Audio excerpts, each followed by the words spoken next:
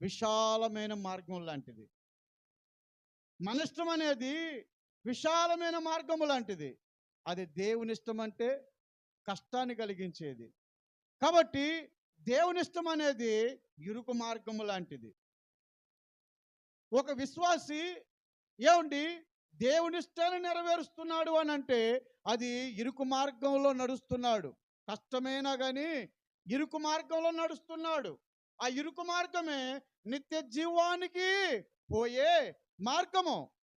ఆ విశాల మార్గం అనేది ఎలాంటిదనంటే అది నరకానికి పోయే మార్గం. ఈ ధనవంతుడు తన ఇష్టాన్ని నెరవేర్చి విశాలమైన మార్గాన్ని ఎంచుకున్నాడు.